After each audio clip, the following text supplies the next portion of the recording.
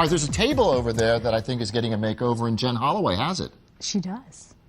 Thanks, Jerry and Cindy. Well, springtime is finally here, so it's time for outdoor celebrations. If you're hosting a springtime get-together, whether it's a bridal shower or a birthday party or a baby shower, we've got some great tips for you for a beautiful tablescape from Natalie Clamp of Chic Sweets. Thank you for joining us today. Yes, well, spring is in the air. It is. So I always like to make a tablescape with lots of bright colors, even a little bit unique. Like in this point, I'm doing like mints and corals. So starting over here, we have some lemonade.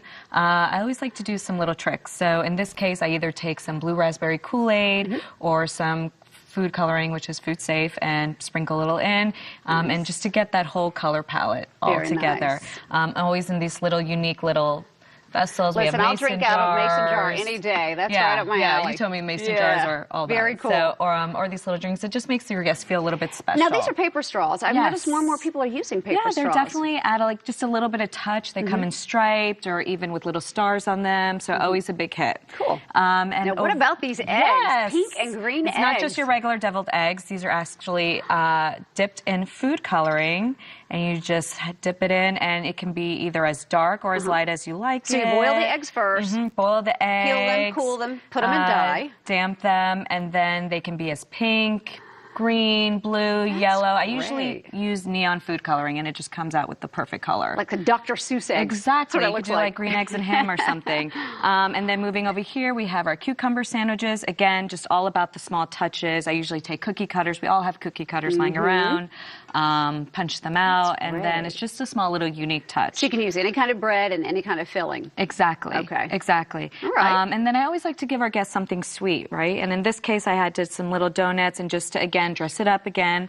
Less work for me as a hostess. I've never seen glitter on donuts. Putting a little glitter on there, again, just dresses it up, gives it a little bit of that wow factor, and some candy. And sometimes I'll usually have like takeout boxes or something they can kind of take home with. Now, I notice on your table here, you've got everything all nice and filled in with this nice confetti. Where did you get that? Well, you can get decorative paper anywhere now, and I usually will take like a hole puncher. Oh, wow. And will actually make my own confetti. Sometimes I'll even mix it up with different textures, like glitter paper or anything. So even if you're not crafty, you can just stick the paper in and clamp it, and you're good to go. Exactly. That's awesome. Exactly. And then, and then we have like this jar that I've just filled up with gumballs, but you can fill it up with eggs if it's around Easter time, and put a glass with some flowers in it.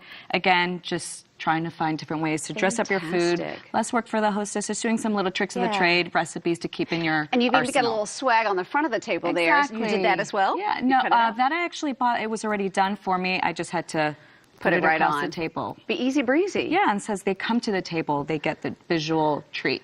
Awesome. Fantastic. Even if you're not crafty, you can do a table like this. Exactly. Natalie, thank you for joining us today. Some great tips for springtime. We do appreciate it so much. All right, Cindy and Jerry, back over to you guys.